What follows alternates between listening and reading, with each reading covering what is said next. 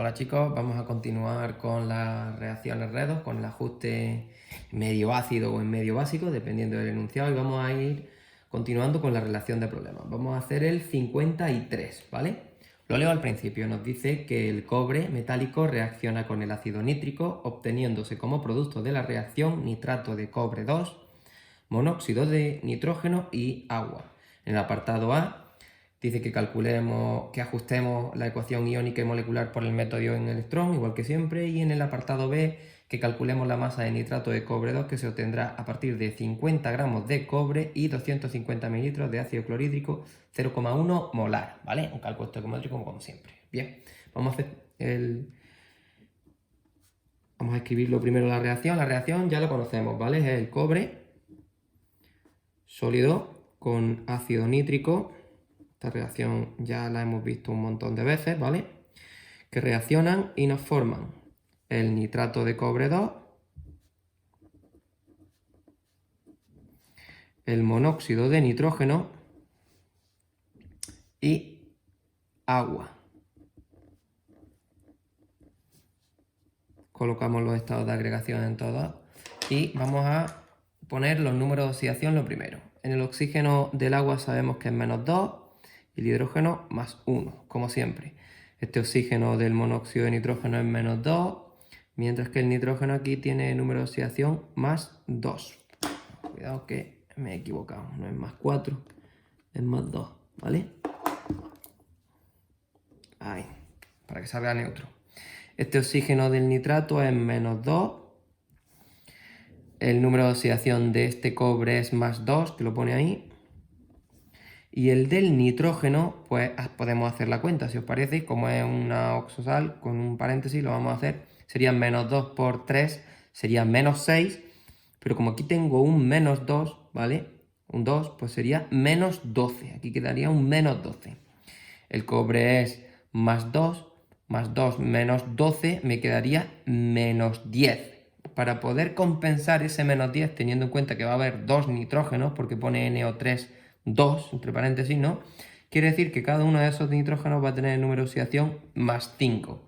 Si lo calculáis, veréis cómo sale 0. En el ácido nítrico el oxígeno era -2 porque es un oxoácido, el hidrógeno es +1 y el nitrógeno, este nitrógeno tiene número de oxidación también +5, ¿vale? Este cobre es 0, puesto que está el solo. Y ahora vamos a ver cuáles son los que cambian de número de oxidación. Vemos que el cobre pasa de 0 a +2. Así que para pasar de 0 a +2, lo que le ocurre al cobre es que se oxida. Su número de oxidación aumenta, por tanto se está oxidando. ¿Qué le pasa al nitrógeno? El nitrógeno aquí está como +5 y pasa aquí a +2. Para pasar de +5 a +2, pues tiene que, su número de oxidación disminuye, tiene que reducirse. A ver cómo lo pongo. Así. ¿Vale? Se reduce. De manera que ya ya que he identificado cuáles son las especies que se oxidan y que se reducen, pues puedo escribir las semireacciones de oxidación y de reducción. La semireacción de oxidación es la que experimenta o sufre el cobre. El cobre pasa de cobre 0, ¿vale? A cobre 2 más. Para pasar de 0 a +2, tiene que oxidarse y tiene que perder 2 electrones, ¿no? Si os dais cuenta sería 0 más 2 más 2 electrones, me quedaría 0, con lo cual ahí está ajustada. Para la semireacción de reducción, ¿quién la experimenta? Los iones nitrato, algunos de los iones nitrato, pasan a formar el monóxido de nitrógeno.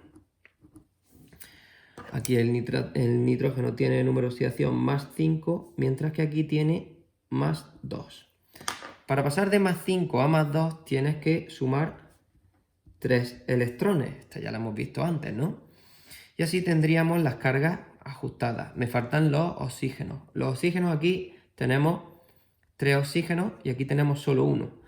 ¿Qué es? ¿Medio ácido o medio básico? Pues medio ácido. ¿Por qué lo sabemos? porque me dice que reacciona el cobre con el ácido nítrico. Cuando tenga ácido nítrico, pues medio ácido. Así que aquí, donde me faltan oxígenos, sumo tantas moléculas de agua como oxígenos nos falten. O sea que sumaremos 2 moléculas de agua porque me faltan 2 oxígenos. Y en el otro lado tengo que poner el doble de protones, 4H+, que de moléculas de agua metimos, porque aquí hemos metido 4 hidrógenos, pues necesito 4 protones. Ahora tenemos que ajustar el número de electrones. Arriba se intercambian 2 electrones y abajo se intercambian 3. Entonces voy a volver a hacer lo que venimos haciendo hace un tiempo, que es multiplicar la de arriba por 3 y la de abajo por 2. Y escribir al lado el resultado de esa multiplicación. Insisto que no es obligatorio, pero resulta conveniente porque creo que queda más claro. 3 cobres metálicos me van a formar 3 iones cobre 2 más. Y como tenía 2 electrones, al multiplicarle por 3 tengo 6 electrones. En la de abajo, como multiplico por 2, tendré 2 iones nitrato, 6 electrones, 4 por 2, 8 protones. Y a la derecha, pues tendré 2 monóxidos de nitrógeno más 4 de agua. Ahora sumo estas dos y voy a obtener la reacción iónica.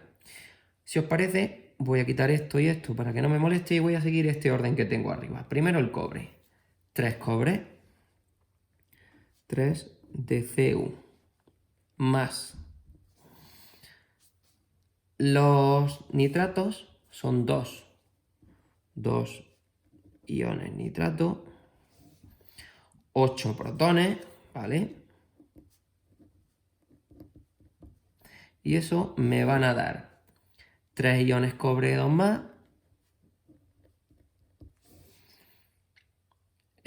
2 monóxidos de nitrógeno y 4 aguas, ¿vale? ¿De acuerdo? Bueno, pues con eso ya tenemos la reacción iónica. ¿De acuerdo? Esta sería nuestra reacción iónica. Si os parece, lo metemos aquí en un pequeño rectángulo rojo para identificarla. Vamos a poner la reacción molecular. En la reacción molecular lo único que tenemos que ver es de dónde provienen estas especies, de lo que tenemos arriba, y así pues completarla. Los cobres provienen del cobre metálico, así que para la reacción molecular pondremos esos 3 cobres metálicos que sale que necesitamos. 3 de Cu en estado sólido. Luego, necesito 2 iones nitrato y necesito 8 protones. Recordad que cuando estas dos especies, el nitrato y los protones, provienen del mismo, como en este caso que es el ácido nítrico, ponemos 8 moléculas de ácido nítrico, el mayor, porque necesito 8 protones, ¿vale? Así que pondremos 8 de HNO3 en estado acuoso, con una disolución acuosa. Eso cuando reaccione me va a dar 3 iones cobre 2 más. ¿Dónde están los iones cobre 2 más? En el nitrato de cobre 2. Así que tendré que poner 3 moléculas de nitrato de cobre 2 en estado acuoso porque es una oxosal. Más 2 monóxidos de nitrógeno, aquí no hay duda, 2NO gaseoso y las 4 aguas que como arriba aparecen como aguas, pues 4 moléculas de agua en estado líquido. Y esta es mi reacción molecular, que es la que me pide el enunciado, ¿de acuerdo? Voy a meter aquí en un recuadro rojo para que la identifiquéis rápidamente. Y esto es la solución de nuestro apartado A. Vamos a ponerlo aquí, por ejemplo. Aunque recordad que para poder llegar a esta conclusión hemos tenido que hacer todo esto de arriba.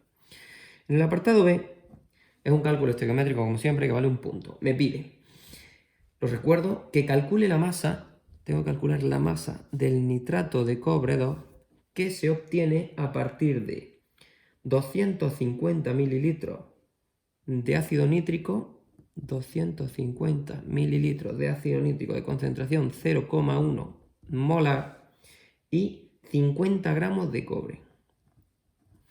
Voy a poner encima de estas especies, ¿vale?, de las involucradas, sus masas molares porque me hacen falta. La del cobre es, la masa molar del cobre, la voy a poner abajo, es 63,5 gramos por mol. La del ácido nítrico, la masa molar del ácido nítrico es 63 gramos por mol, porque oxígeno, que es 16 por 3 son 48, más 14 son 62 y 1 es 63. Y la de este, la masa molar del CuNO3 sería oxígeno por 6 más nitrógeno por 2, porque hay 2 nitrógenos, más la del cobre sale 187,5. Bueno, como me dan las cantidades de estos dos reactivos, es un ejercicio típico de reactivo limitante. Así que lo primero será averiguar cuál de los dos, el cobre o el ácido nítrico, es el reactivo limitante. Y después calcular, a partir del reactivo limitante, la masa de este que se obtiene. Normalmente suelo empezar por el primero, pero cuando me suelen dar una disolución, empiezo con este. Y voy a calcular con esa cantidad, con esa disolución, con esos 250 mililitros, 0,1 molar, la masa en gramos que necesitaría de este, de cobre. Y lo voy a comparar con estos 50 gramos. Entonces, básicamente estos datos los voy a transformar en moles. Con esos moles averiguaré los moles de cobre, sabiendo que cada vez que se gasten 8 necesito 3 de cobre, y luego con esos 3 de cobre necesito para calcular la masa, y lo compararé con estos 50, ¿vale? Entonces, vamos a poner, en vez de poner 250, voy a poner 0,25 litros de ácido nítrico, por ahorrarme un paso, ¿vale? Pero que se puede hacer. Con la molaridad lo vamos a transformar en moles. Si en 1 litro de HNO3 hay 0,1 moles, pues ya lo transformamos en moles. Ahora, cada vez que reaccione un mol, 8 moles que diga, de ácido nítrico, gasto 3 moles de cobre. Y cada vez que gaste un mol de cobre, lo voy a transformar en gramos para compararlo con esto, son 63,5 gramos de cobre. Vamos a hacer la operación.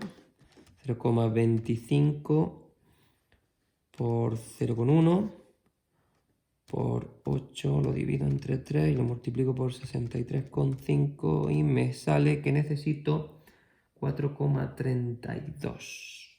Espérate, 0,25 por 0,1 por 3 dividido por 8 y por 63,5, 40. Algo he hecho mal.